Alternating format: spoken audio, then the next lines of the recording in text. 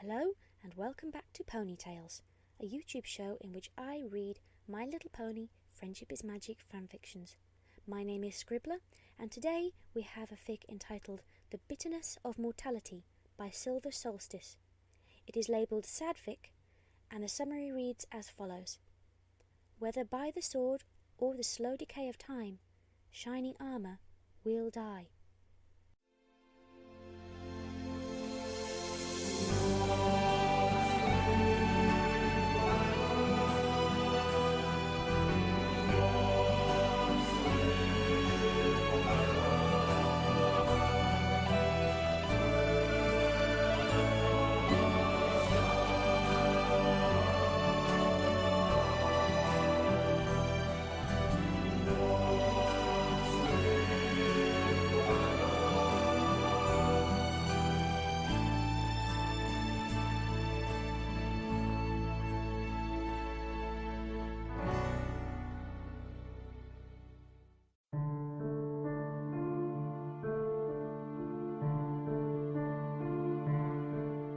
Once upon a time, in the magical land of Equestria, a valiant knight married a beautiful princess.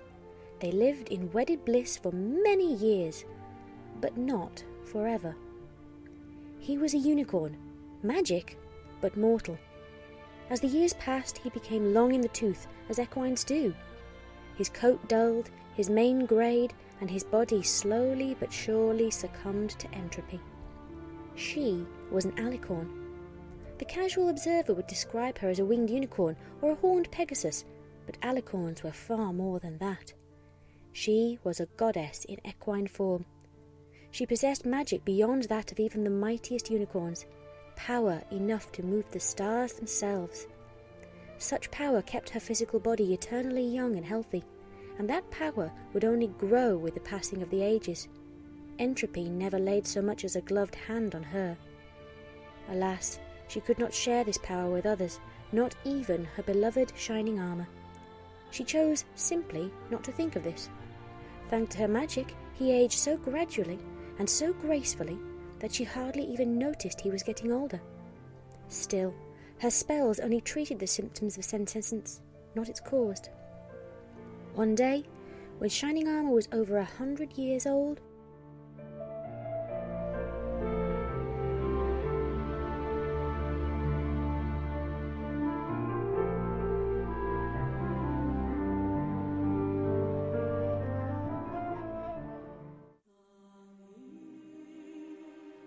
"Celestia!" Cadence screamed as she teleported into the throne room. She had brought her husband with her. He lay on his side, his breathing laboured. He was only semi-conscious. Cadence was frantic, with tears streaming from her eyes.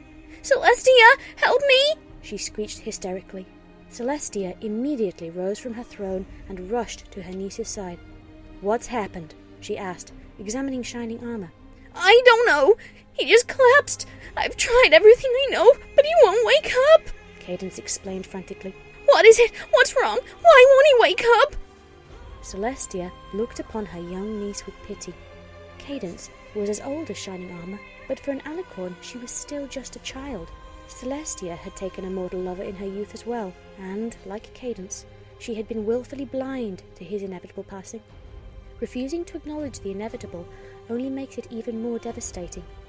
She wished she could have spared Cadence this pain, but she knew it was a lesson she would have to learn on her own. "He's dying, Cadence," Celestia whispered, softly and sadly. Cadence stared at her in utter shock. "Do something!" she demanded. "He's beyond all help now, even mine," Celestia said. "No!" Cadence wailed. "No, I can't lose him! You have to save him!" "I can't," Celestia said simply. "What do you mean, you can't?" Cadence demanded. "You're the most powerful pony in Equestria! How can there be nothing you can do?" "For millennia, my subjects have asked me to prolong their lives of their loved ones, even resurrect them from the dead," Celestia replied. "I tell you what I tell them. Even I have no power over death." "No! You're wrong! If alicorn magic makes us immortal, then why can't we do it for some pony else?" Cadence asked. Your Alicorn magic is an intrinsic part of your being, Cadence. You cannot share with another one any more than you can share your heart. I have shared my heart! Nearly all my life now, I've shared my heart with Shining Armour, and if he dies, then I will never be whole again! Please, Celestia, save him! I'm sorry, my child, Celestia said, lowering her head. There is nothing I can do. No! No! Cadence screamed. Her horn began to glow with a ferocious light, and Shining Armour was encompassed with a blue aura as Cadence infused his body with as much magic as she could. Please! Please, Shining, don't leave me here! Don't leave me alone forever! Shining Armour's eyes slowly opened, and he looked into the eyes of his beloved wife. She smiled at him, and he smiled back. Mi amore, Cadence, he whispered. My love, Cadence. Goodbye. And then his eyes closed, and his heart stopped. No! Cadence screamed. She cast spell after spell, but nothing brought him back. Finally, she threw herself on the body and hugged it desperately. She started screaming as if she had literally been ripped apart. Her horrific screams were heard throughout the palace, bringing every member of the royal guard and everyone else within earshot to the throne room. It's all right, Celestia claimed, holding back the crowd with her mere presence. Just let her be for now. Just let her be.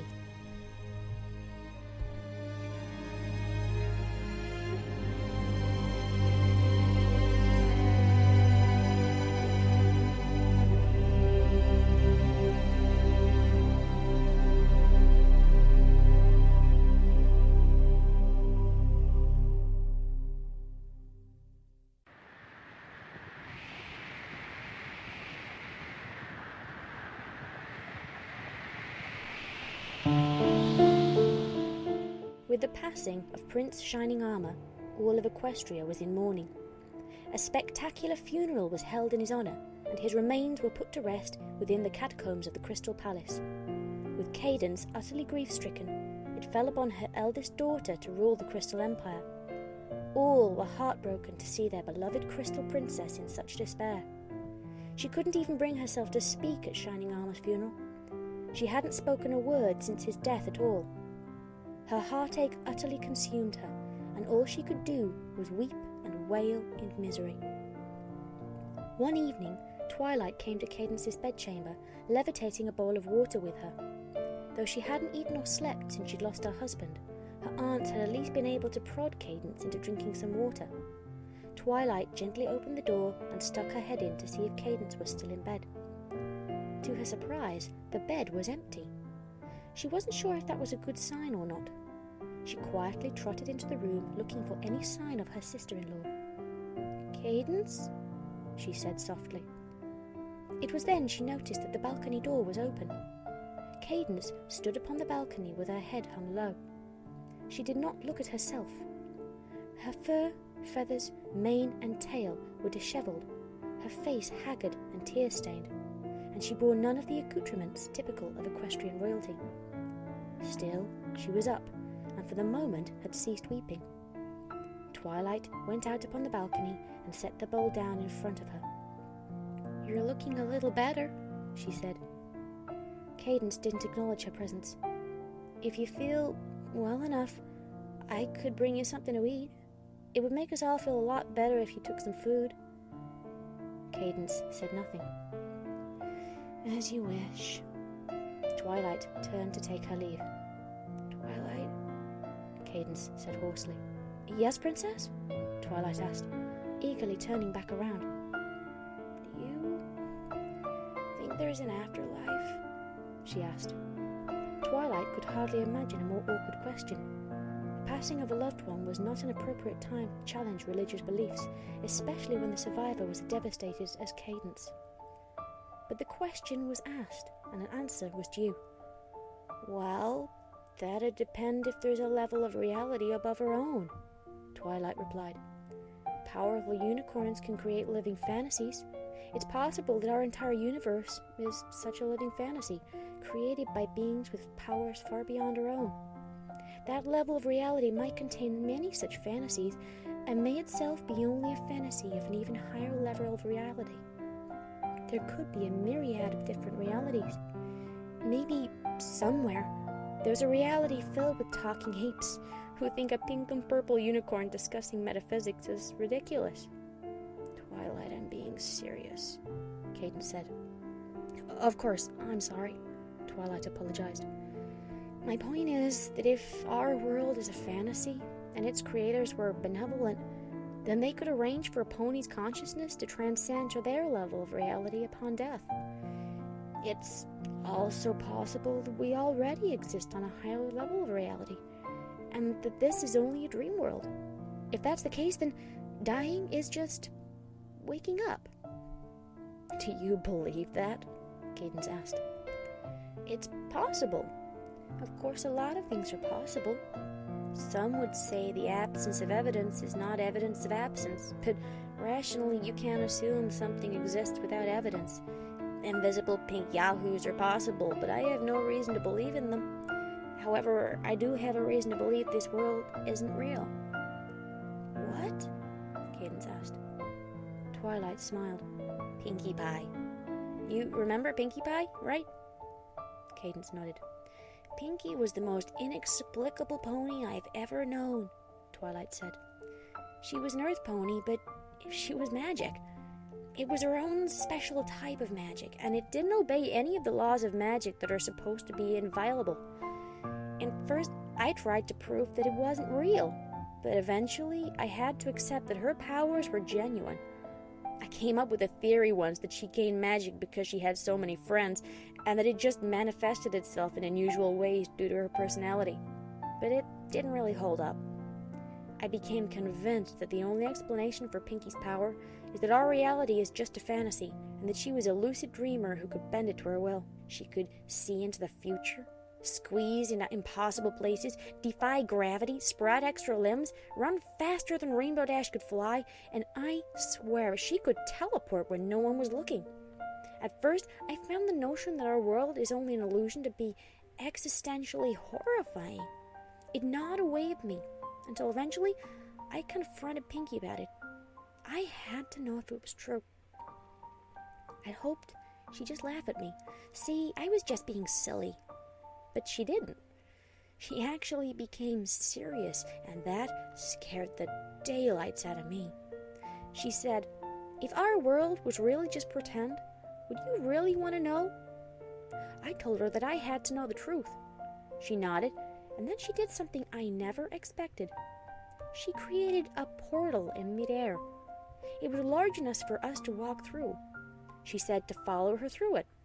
Too stunned to argue, I did. We were in an infinite black abyss. Pinkie said it was a kind of limbo between realities. We were outside of our world, but this was as far as we could go with our bodies. Only disembodied consciousness could travel between realities. I was so devastated by this revelation that I just dropped to the ground and wept. My whole life, my whole world, none of it was real. Everything that had ever mattered to me was nothing but a dream.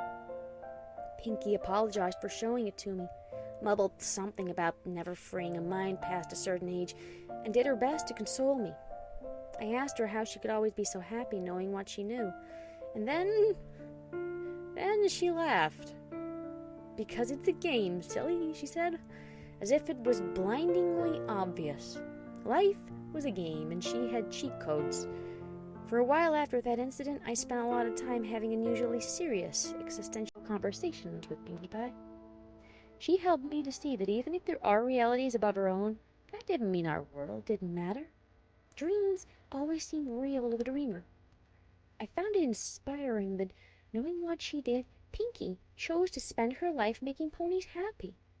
Even though it wasn't real, she thought our world was beautiful and joyful and magical, and she did everything in her considerable power to make it more so. Pinkie was a lot smarter than most ponies gave her credit for, so I decided to follow her example. This world, this life, is real to me, And that's all that matters. So, yes, Cadence, I believe there is an afterlife. I think our souls ascend to a higher level of reality upon death. What scares me, though, is that once we do, this life will seem like a dream. It won't matter to us anymore, and may even quickly fade from memory, as dreams often do. I think my friends still exist somewhere, in some form, but I'm scared that they don't remember me anymore. Not all dreams fade, Twilight, Cadence said. Not all dreams seem meaningless when we wake. My love for your brother is transcendent and everlasting. Even in death, my love for him is all-consuming. No matter what bizarre form his spirit may now take, no matter what strange reality it may now dwell in, I know he still loves me, and I think your friends still love you, too. She tried to smile, but couldn't. Another wave of despair overcame her, and she started weeping again. Sometimes cynical ponies would say something about me, being married to the same stallion for 80 years, as if it was a long time. It really didn't feel like that long. Why do you have to die so soon? Cadence choked back into the stove. Twilight, I never wanted to be a goddess, she said. I've always thought of myself as a pony. I've lived my life as a pony. I was a babysitter when I was a teenager for Celestia's sake. Now I'm expected to live on until the end of time without the one pony who gave my life meaning? What happens if I do? Will I become like Celestia? Will the passing of each generation become nothing more than the changing of the seasons? Then nothing but the rising and setting of the sun? Will mortal lives seem so brief to me that I'm no longer capable of even forming the simplest of friendships? Then I'd truly be alone in this world forever. I can't do that. How could any pony? Cadence, you won't be alone, Twilight assured her. You'll have Celestia and Luna and your daughter and even Spike. Spike's a plot hole, Cadence claimed. Twilight gave the greeting goddess a cold stare. He is not a plot hole, she said through her teeth. He's a dragon. And dragons are usually solitary, so they lack the social skills of more gregarious species. Because of this, Spike can be a little insensitive at times. But that doesn't mean he doesn't have a good heart. Cadence sighed and nodded apologetically. I'm sorry, Twilight, she said. It may be a good heart, but it's still a dragon's heart. Dragons can endure millennia of solitude with ease. I cannot. I need to love and be loved.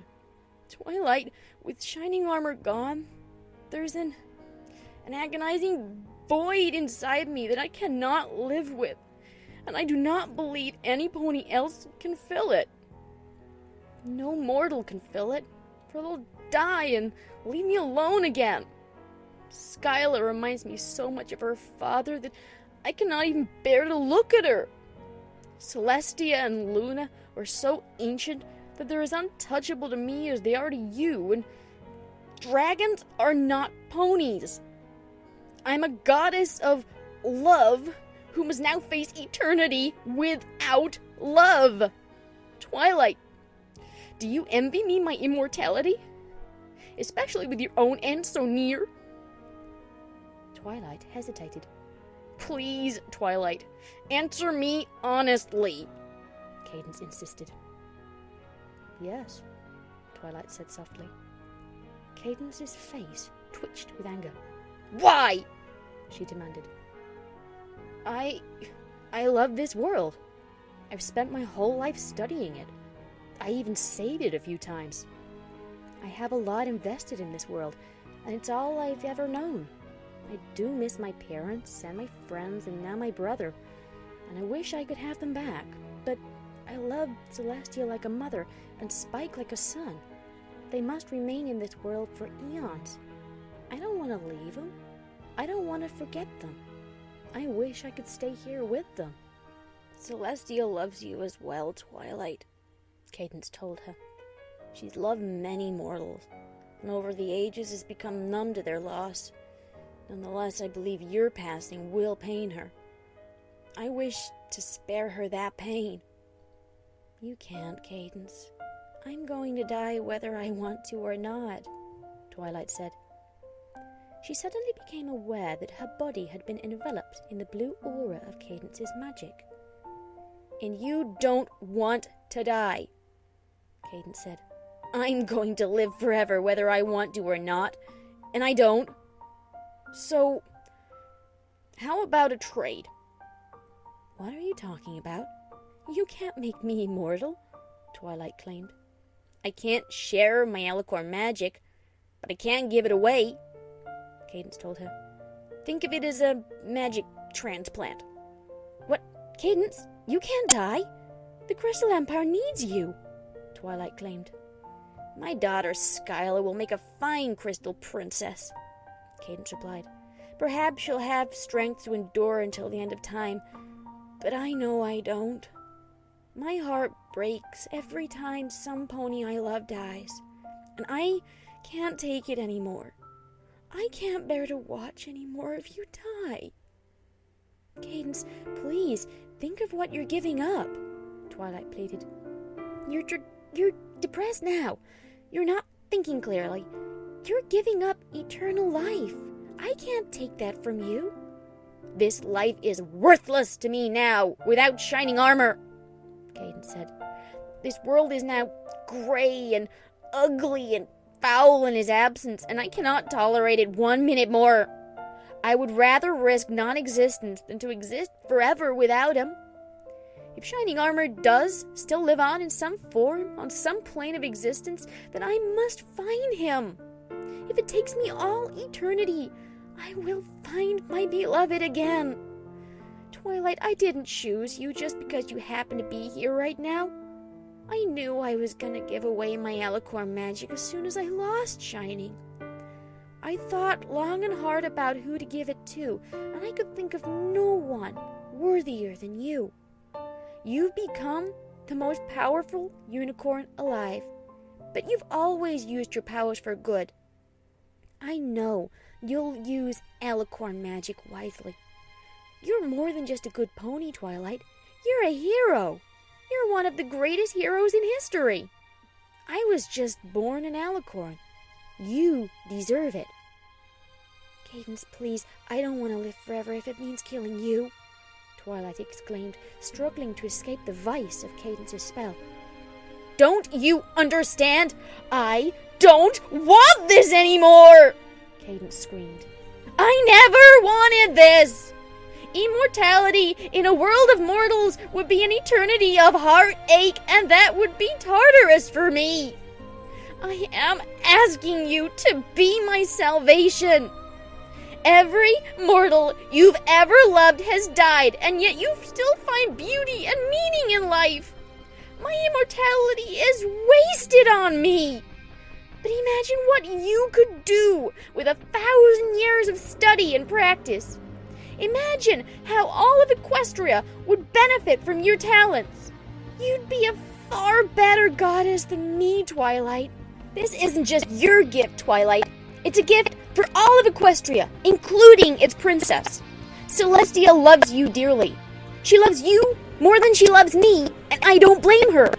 It's been centuries since she's wept over the death of a mortal, but I think she would do it for you.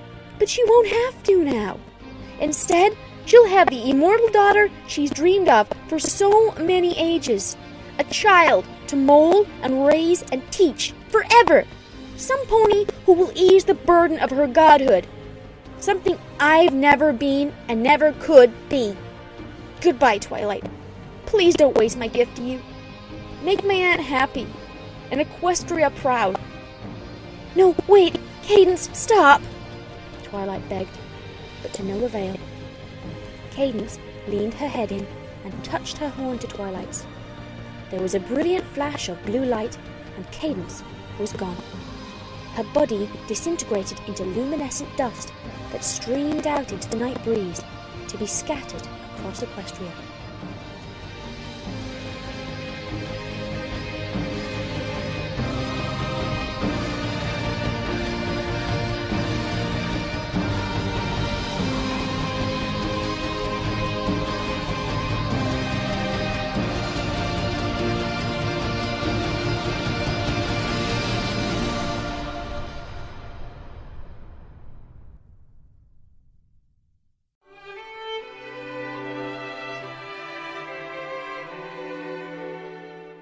Twilight was too stunned for a moment to realize what had happened.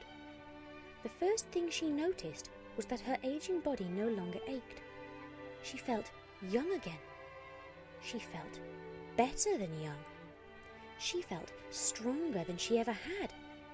She had become accustomed to always being tired, but now she felt tireless. Most of all, she could feel the alicorn magic inside of her. It was so powerful, she was terrified that it would burn her up from the inside. She began frantically turning her head every which way to get a good look at her body. She let out a stifled screech when she saw that she had a violet pair of feathered wings, tinged to a dark purple near the edges. They were bigger than most Pegasi wings as well. Her coat, mane and tail once again had a youthful lustre and even a glimmering of the divine. Twilight looked up and saw that her horn was now significantly longer than before, as well as pointier. The floor seemed further away than it had a moment ago. She was taller, almost as tall as Luna. Her legs were long and her body was sleek, changed from the short, stout frame of a pony. Twilight's mind was racing, trying to take in her radical transformation and its consequences, when there was a flash of light behind her. Celestia had teleported into the room, no doubt sensing the powerful spell that had been used. The sight of Twilight as an alicorn rendered her speechless. "I'm sorry," Twilight said, tears streaming down her face. She was terrified her teacher would hold her responsible for Cadence's demise. "I'm so sorry. I didn't know what she was going to do. I didn't ask for this. I didn't want her to die. I begged her not to. I'm sorry, Princess. Please don't hate me." Celestia slowly sat herself down. She held out her forelimbs and Twilight raced into them. They embraced each other tightly. As Celestia shushed Twilight while stroking her mane with her hoof, Twilight became aware that Celestia was crying as well. But they were tears of joy. "Don't feel guilty, my little pony," Celestia consoled her. "This was Cadence's choice, and it was hers to make. She's with shining armor now, and happier than she would ever have been in this world again. It's far better this way. Your hooves are clean in this, do you understand?" Twilight nodded, wiping the tears from her eyes. "But promise me, Twilight, promise me that you'll never do what Cadence just did. Promise me that you'll always be my most faithful student. Promise that you'll stay with me forever. Promise me." Twilight smiled at her teacher. "I promise, Princess." She nodded and nuzzled Celestia's neck lovingly. The ancient sun goddess gently cradled the newborn immortal as any mother would to her child. Her love for Twilight, which she had forced herself not to feel more and more as the unicorn aged, suddenly overwhelmed her. She felt like a new mother, overcome with love and gratitude and awe over her perfect, precious child. She stared in wonder at the brilliant, beautiful, magical daughter that was now hers for all eternity, an eternity that now seemed considerably brighter. "I love you, Twilight Sparkle. I will love you forever," Celestia promised, smiling at her. "I love you too, Princess. Forever and always," Twilight replied. And thus ended the mortal life of the Crystal Princess Amore Cadenza, goddess of love, and began the immortal life of the Evening Princess Twilight Sparkle, goddess of magic and friendship.